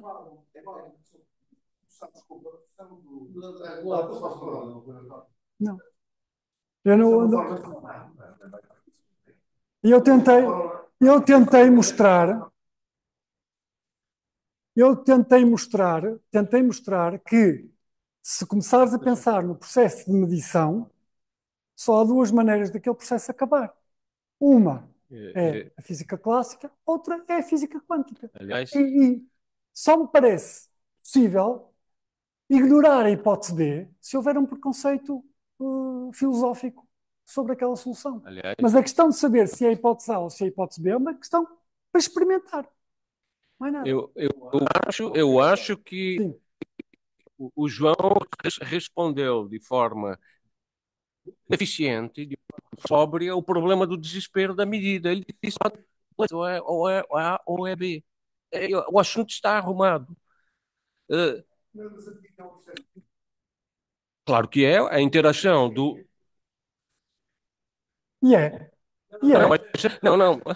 Atra- Não, atra- desculpe.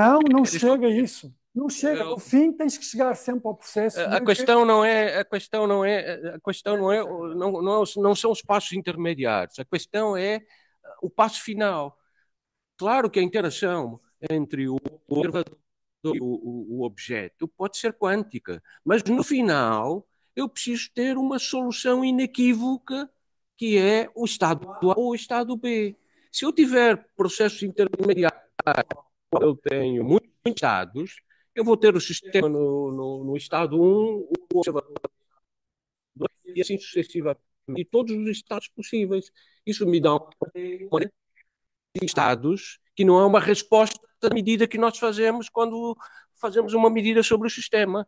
No final, eu preciso ter uma intervenção clássica, e aí ter resultado A ou resultado B. É tão simples. Por isso que a minha única ao teste é uma questão, é o mito da interpretação. Copenhague. É uma interpretação, afinal das contas, há uma interpretação, nomeadamente no que eu entendo qual é a função da função de onda, e a função da função de onda é produzir probabilidades tomando o seu quadrado. Sim. Eu acho que isso é uma interpretação, é uma exigência, não acho. é uma exigência que eu faço desse objeto que a teoria me... Eu acho que sem espaço de Hilbert, sobreposição linear e probabilidades, não há mecânica quântica. Portanto, é outra coisa qualquer, mas não é mecânica quântica. É nesse sentido. Não, percebes? nesse sentido. É nesse sentido. Mas, não, eu não consigo fazer nada. Não, eu estava... Lógica. Ok. É certo, eu tenho um objeto que é a questão de onda, que tem a verdade de estados compatíveis, mas, certo, ser um elemento do espaço de Hilbert, ou seja, quadraticamente integrável, isso é um modelo, podia ser a quarta potência, podia ser o logaritmo, completamente. Certo, isso é um modelo. Não, certamente. O que eu digo é que só tenho uma teoria quântica quando é esse o modelo que eu utilizo. Certo. Eu não consegui justificá-lo, e não consigo, da mesma maneira que eu tentei justificar a questão da complementaridade e compatibilidade. Mas, deixa só responder ao Zé Luís. Eu não consigo responder melhor do que este senhor. Está ali a resposta à tua pergunta. Quanto ao resto, não há nada sobre o processo de medição, nada sobre nenhum processo de medição, que com este formalismo eu não consiga dar conta. Se quiseres meter o o processo, o dispositivo lá dentro, mete o dispositivo, trata o dispositivo como objeto quântico, mas depois tens que medir. Portanto, o que eu te posso dizer é o seguinte: há um conceito que não cabe. Mas é exatamente isso que eu te vou dizer. Há um conceito que não cabe na mecânica quântica. E quando eu digo não cabe na mecânica quântica, é nisto, que é o conceito de função de onda no universo. Esse conceito não cabe na mecânica quântica. Porque na mecânica quântica cabe, mas na interpretação de Everett, tu tens que postular um conjunto infinito. Não, não, são os outros no universo. Quer dizer, a única coisa que me interessa.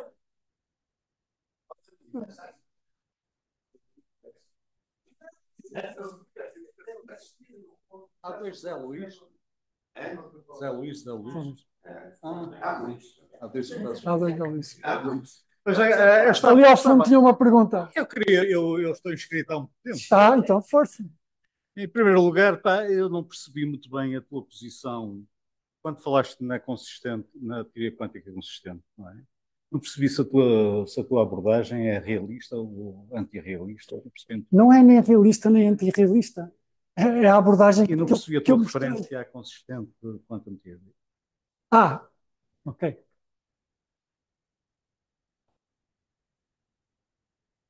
Tenho mais uma pergunta. Força. O que eu digo é que isto que está é outra maneira de dizer que existem observadas incompatíveis. Só que diz que aqueles estados que eu referi existem agora num plano de realidade que é completamente diferente daquele que nós supomos, que é que existe vários estados de realidade diferentes, com propriedades diferentes, e que nós só podemos aceder a um. Para mim, isso é exatamente aquilo que eu digo em mecânica quântica. Só que fica mais confortável dizer que eu agora estou numa perspectiva realista, mas eu pago um preço por estar nesta perspectiva. Eu tenho que dizer que o meu acesso à realidade é feito por estes frames. Quais? Aqueles das observáveis compatíveis que o próprio processo de medição me revela na mecânica quântica. Pronto. É isto. Okay, para te dizer, não sei, eu não quis vir aqui discutir interpretações, porque há muitas coisas que se podiam discutir sobre interpretações e coisas.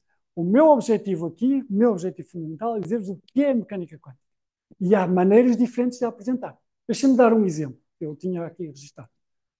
Imagina que tu és um estudante e aprendes as equações de Newton. E na sala ao lado aprendes a mecânica analítica. Vai-te demorar algum tempo a descobrir que é a mesma teoria. Portanto, eu posso fazer as linguagens totalmente diferentes. Totalmente diferentes, mas é a mesma teoria. Portanto, de linguagens completamente diferentes, tudo bem. Quando for a mesma teoria, quando for a mecânica quântica, quando eu aplicar a resultados experimentais, é isto que eu vos mostrei e não é mais nada. A mecânica metodológica não é mais como geometrização mecânica newtoniana. Sim. É exatamente como o programa de geometrização da quantização geométrica. Pois, mas Estamos a falar de uma coisa com formalismo. Mas eu não tenho problema nenhum com formalismos. Eu não tenho problema nenhum.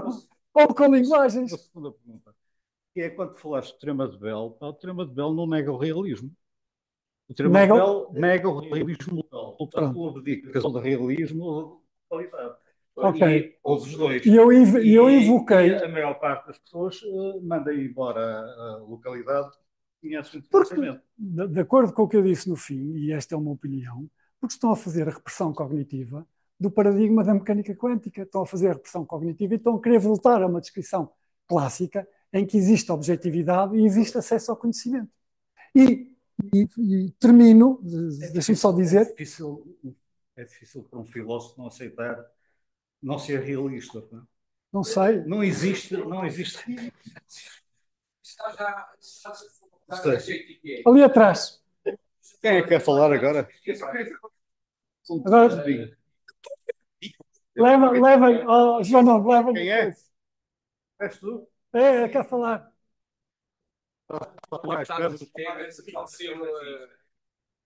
Expressado. Mas eu discordo ligeiramente. Ok.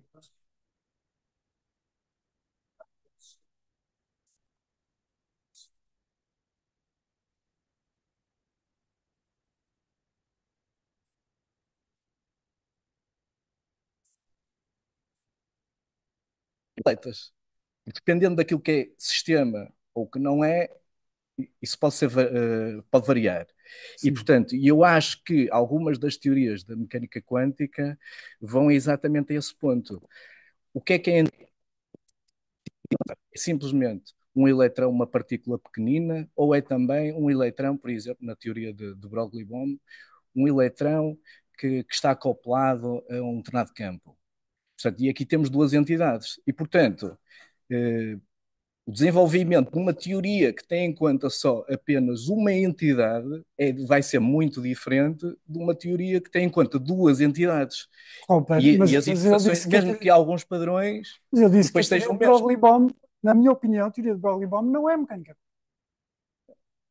Mas como é que se pode dizer que não é mecânica? Porquê é que não é mecânica quântica? Basicamente. Porque reduziu a mecânica quântica Não. essa essência. É que me diga. A mecânica quântica é o seguinte: eu coloco perante uma situação configurada experimentalmente. Eu digo, eu vou fazer esta experiência.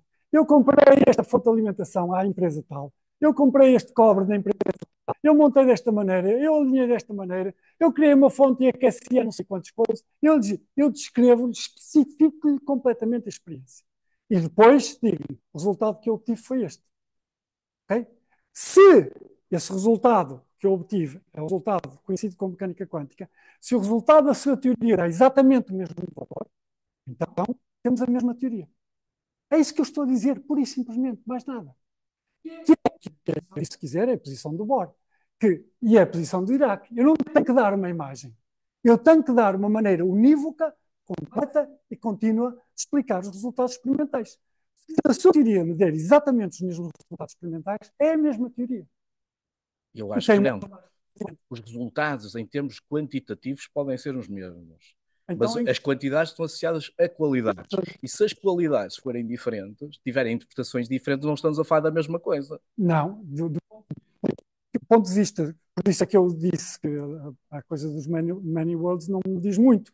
Porque, na realidade, quando eu quero explicar uma experiência, eu vejo, de facto, que há um resultado particular neste universo.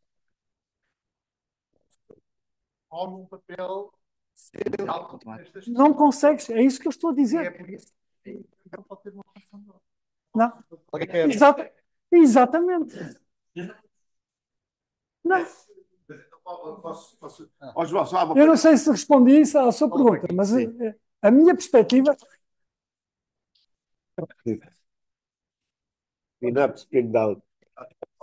A coisa que posso explicar é como é que emerge tudo isto. O comportamento clássico. Sim. Esse é que é o ponto importante. Há muitos pontos importantes. Eu consigo, vou dar a minha opinião. Eu sou um especialista de mecânica quântica, nem nada que se pareça. Vou dar a minha opinião. Vamos supor que você faz uma medição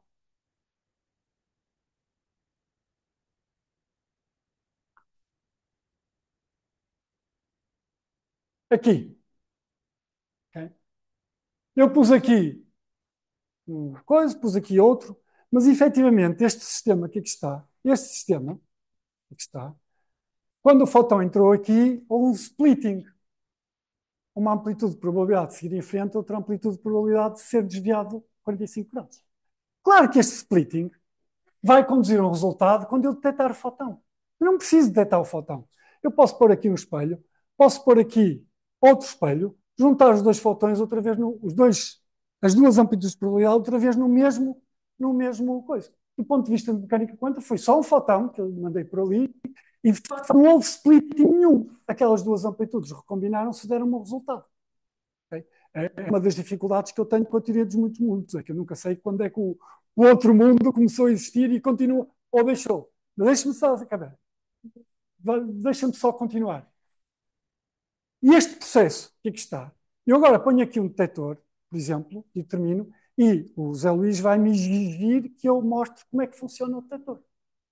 Então, eu vou mostrar como é que funciona o detector e tenho, na minha função de onda, do sistema, duas possibilidades.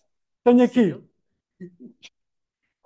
um fotão que interagiu com o detector colocado neste canal, tenho um fotão que interagiu com o detector colocado naquele canal, vou fazer toda a teoria com interação com o sistema de osciladores acoplados, ou com banho, ou seja o que for, aquilo vai aplicar e continua a ter dois resultados. E a certa altura, o que é que eu verifico?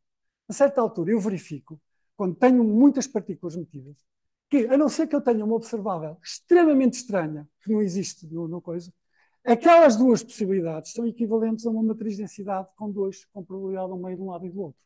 Isso é o que se chama de coerência.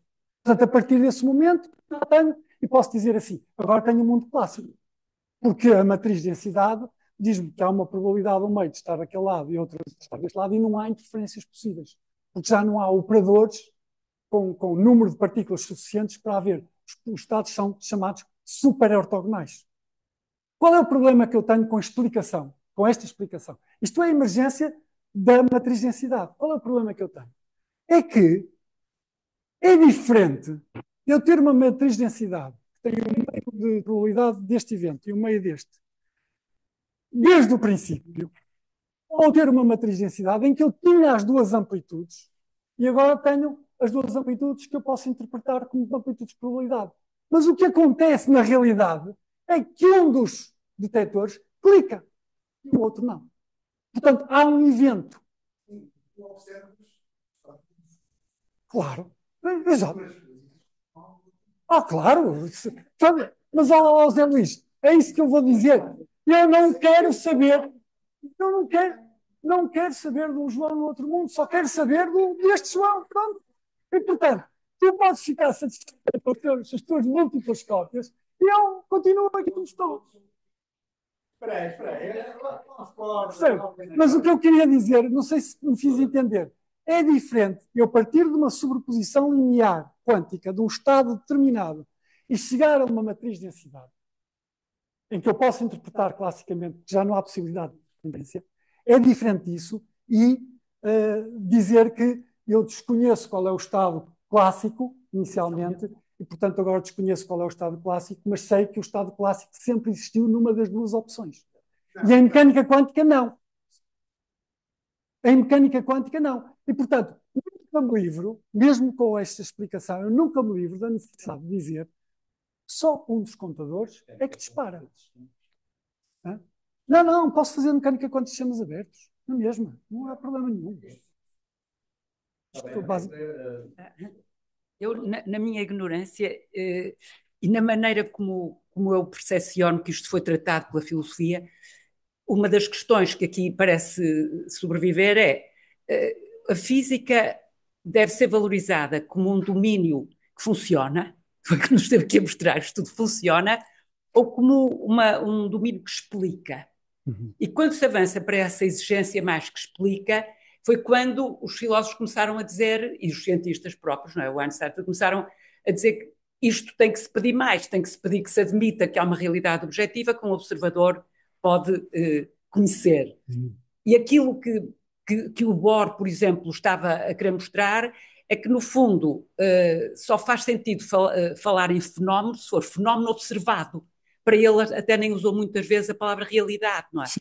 E ele via a ciência muito Ninguém mais... consegue saber se ele é realista ou antirrealista. Mas ele via a ciência, pelo menos pelo pouco que conhece, como uma forma de comunicação entre os homens, não é? E aquilo que ele recomendava aos discípulos era que sempre que ficassem perplexos com algum resultado, que não ligassem, continuassem a calcular. E esta dispensabilidade da necessidade de perceber o que é que nisto é real, o que é que nisto é conhecimento explicável, o preço disto é que há realmente uma conclusão sobre o que é ciência. É um domínio de pura operacionalidade. Esse é o seu valor e ficamos por aí e não nos peçam mais. Mas, desculpe. Mas os filósofos, e não só os filósofos, alguns cientistas, talvez o próprio Einstein, pediram mais.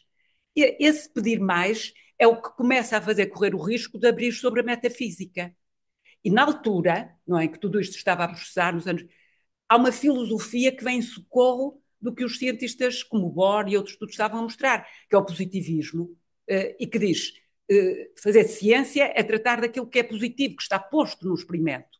Tudo mais é conversa fiada. Não. Esse esse aceitar, não é, de que a explicação científica é um conjunto de receitas que funcionam, é que para muita gente é uma visão que trai os objetivos Posso daquilo responder que a isso de ciência duas pode. maneiras.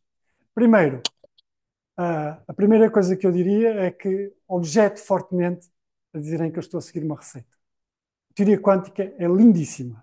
A estrutura matemática da teoria quântica é belíssima. A estrutura matemática da teoria quântica permite construir intuições, permite dizer que eu estou a seguir uma receita, dizer que eu não sou um ser racional quando estou a fazer mecânica quântica, deixe-me acabar. É, na minha opinião, errado. Portanto, não estou a seguir uma receita. Dizer que eu não explico, eu não aceito. Não aceito porquê? Porque a minha explicação, como qualquer explicação em física, é feita na base dos conhecimentos que nós temos de física. Acha o conceito de campo elétrico mais físico e intuitivo do que isto? Quer dizer, o que é um campo elétrico? Uma coisa que se está a propagar no espaço, mas o que é? O que é? Em que meio? Em nada. Em nada. Mas e agora chega lá, ao final de um tempo, mexe uma partícula. Onde é que está a explicação? A explicação está nas equações de Maxwell. Aí é que está a explicação. Aí é que os físicos procuram. Portanto, isto não é verdade que a gente aplique uma receita. Nós explicamos através de uma teoria bem estruturada, matematicamente consistente, que nos dá conta dos resultados experimentais. E a segunda coisa que eu queria dizer é a seguinte: a ciência pode ser muita coisa, mas uma coisa tem que ser. E foi isso que eu tentei explicar. Tem que dar conta da experiência que nós fazemos. E a mecânica quântica dá conta da experiência que nós fazemos. Isto dá conta da experiência que nós fazemos. Com uma precisão inacreditável. E dá conta. E é uma teoria bonita, em que nós pensamos, descobrimos simetrias, somos criativos, fazemos exatamente o que fizeram o Maxwell, o que fez o Einstein e o que fez o Newton. Numa linguagem diferente e com um problema, que é o problema que os filósofos e as pessoas como o José Luís parecem não aceitar, que é precisamente que o paradigma habitual de ciência, e já agora digo isto, o paradigma que a maior parte dos cientistas de outras áreas seguem, que é a ideia que o mundo físico é um mundo de partículas que andam por lá e nós de vez em quando vamos lá espreitar a ver o que é que elas estão a fazer, esse paradigma não é fácil de manter com a mecânica quântica. E eu posso, mas, portanto, estou a responder, não gosto, isto é pessoal, não gosto que me acusem de estar a seguir um livro de receitas. O que eu estou a fazer é exatamente o que o Maxwell fez, quando estou nas equações, calculou... Para um cozinheiro, as receitas são uma coisa esteticamente compensatória. Portanto, não tem uma. Nem estou a dizer que seja o que eu acho. Estou a dizer, filosoficamente, foi o que eu notei. Que as pessoas, que alguns, até mesmo alguns físicos, exigiram mais à física do que esta explicação que funciona. Eu conheci por exemplo, que era o Bernard Espagnac, que escreveu um livro baseado na mecânica quântica, que era À la recherche du réel. Ele ia à procura do real, explorando estas noções da não localidade. Não tenho nada contra isso. Pois, mas depois meteu-se por coisas muito suspeitas. Nós físicos, que é essencial é a aplicação completa e uma que a teoria outro aspecto fundamental. Porquê temos que fazer imagens? E essa que é a questão central. Porque quando fazemos imagens, temos a tendência de fazer são macroscópicas, que são aquelas que nos são sentidos. E é essa que, na minha opinião, foi a principal serviço que está em feito. Demasiadas imagens. Quando a mecânica quântica não precisa disso.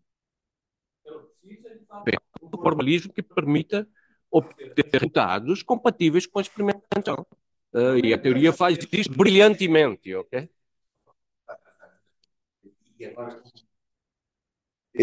Ouviu-se falar, não é que o spin é um meio. Em qualquer direção. A grandeza do spin é raiz 3 sobre 2.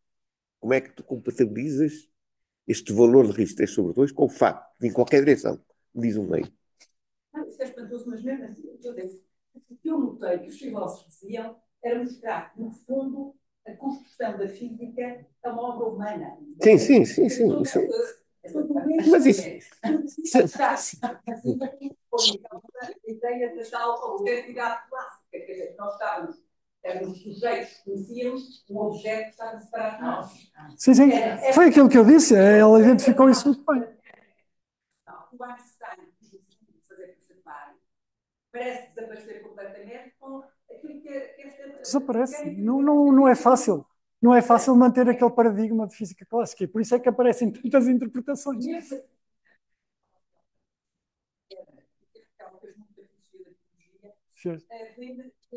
Mas, no fundo disto tudo, lembrem-se que a ciência é uma obra altamente subjetiva. Portanto, apesar de... Mas subjetiva em que sentido? No sentido que é uma obra humana. Quer dizer, mas não é aleatória. Mas... Não é aleatória.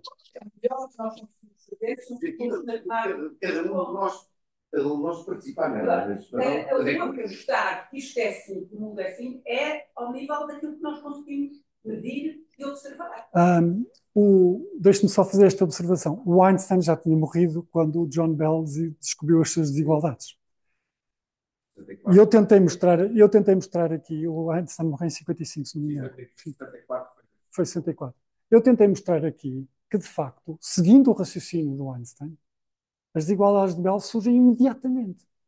Ora, qual seria a reação do Einstein ao ver que a experiência as violava? Eu acho que, basicamente, na minha opinião, o Einstein tinha que atirar a toalha ao chão. Mas não viola o realismo. Não, mas o Einstein é o campeão da localidade, por amor de Deus, o homem é que descobriu a relatividade. Também era campeão. Não parece que o Einstein aceitasse soluções que obtivessem, e repara... Mas também a existência dele era de uma realidade... Local, mas sim, mas local. Local. Não contraria. Mas viram, o Einstein... Não, eu não sei como é que o Einstein, o que é que o Einstein sacrificaria, se o realismo, se a localidade. O que eu sei é que realmente ele teria tido uma reação brutal à verificação experimental das desigualdades de Bell, porque basicamente o Bell não precisa sequer, o Bell, para demonstrar as desigualdades, só precisa de acreditar no critério de DPR de realismo. Só precisa de acreditar nisso. Se ele acreditar nisso, ora, se o Einstein iria invocar alguma ação fantasmagórica à distância para mudar o estado do outro fotão e dar coisa, eu acredito que o Einstein gostaria mais de manter a sua relatividade. Porque é muito curioso que a não localidade da mecânica quântica é extremamente subtil. Porque não viola, não é possível a transmissão de informação à velocidade superior da luz. Mas existe não localidade. Portanto, quando eu falo nestas coisas, estou a falar do que é, do que eu vejo, do que eu meço. Sabe? Não estou a falar... Portanto, volto a dizer, one may, however, extend the meaning of the word picture to include any way of looking at fundamental laws that make their self-consistency obvious. With this extension, one may gradually acquire a picture of atomic phenomenon by becoming familiar with laws of quantum mechanics. Foi este o caminho que eu segui. Okay. Então, só mais uma pergunta e vamos depois... Sim, e é muito rápido. Só era para desmistificar. Só para desmistificar aqui a noção de realismo, que sim, a física, por exemplo, pode ser considerada uma obra humana, ou seja, só possível ou acessível ao humano, ou só concebível pelo humano, só que isso não derrota de forma nenhuma o realismo. O que o realismo postula é que, com as nossas ferramentas cognitivas, que nos são próprias enquanto humanos, conseguimos escrever o mundo tal como ele é, mas é com as nossas ferramentas que nos são próprias. O realismo nunca postula que essas ferramentas que nos são próprias são realmente palpáveis. Eu não vou cheirar um raiz de 3/2, eu não vou cheirar uma grandeza que é o Newton, eu não vou cheirar uma grandeza que é o quilo, eu não vou cheirar uma forma matemática ou uma estrutura matemática que seja internamente coesa, ou uma lógica coesa. O que os antirrealistas, o que talvez postulariam é que isto não descreve sequer como o mundo é. Isso é o que o antirrealista vai um bocadinho mais longe, ou seja, realismo ainda é salvo aqui e aquele medo do subjetivismo, aquele subjetivismo nem existe. Ou seja, isto ainda consegue ser considerado realismo. Era só isso. Muito obrigado a todos.